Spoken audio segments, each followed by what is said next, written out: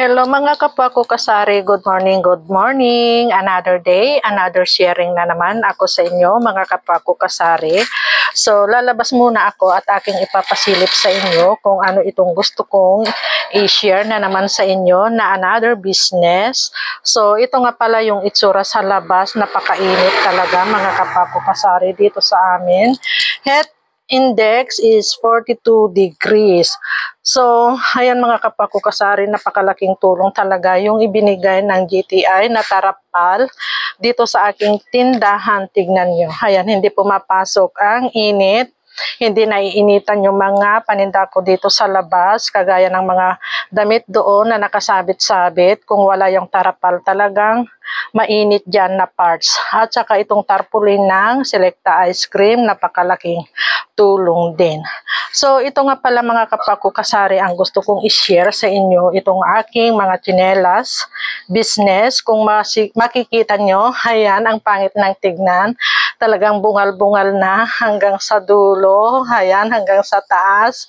Ayan, katunayan na talagang mabenta itong aking mga tsinelas mga kapwa ko kasari. Ayan ang pangit tignan. Pero dito sa baba ay medyo okay pa naman, pero talagang ito lang kasi naubusan ako ng beadswalk. Ayan, tapos yung mga ganito. Ayan, itong mga ganitong klaseng tsinelas. Ayan, tapos yun. So, ito nga pala yung aking resibo. Ayan yung date. Bali, ang aking binayaran is 6,248. Kung titignan nyo mga kasari ko, konti lang ito na items, pero umabot siya ng 6,000. Ganyan kamahal ang puhunan sa tsinelas mga kapwa ko kasari. So, hindi biro magpuhunan sa mga tsinelas kung gusto mong mag-business ng tsinelas mga kapwa ko kasari. So, dito muna tayo sa beadswalk. Ayan. Beadswalk plain, ang puhunan niya is 118. Ang aking bintahan is 150. So, bali ano yan? 24 pieces. Sorry sa iba't ibang na yan, size. Ayan. So, naubusan kasi ako ng 6 hanggang 10 and a half size. Kaya, ayan siya mga kapwa ko kasari. Napaka-benta sa akin ang beadswalk. Tapos itong Nike, ito yon. Ito, bali ang puhunan niyan is 95. Ang aking bintahan is 150. Tapos itong Adidas, asan na ba yung Adidas natin? Ito yon. Ito, bali ang puhunan niyan is 86, pero parehas din, 150 din ang aking bintahan.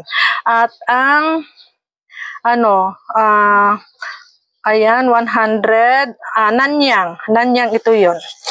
Nanyang, medyo mahal ang puhunan nito mga kapwa ko kasari. Itong Nanyang, malaking sizes yung aking kinuha, 10 and a half at saka 11 kasi yan ang naubos.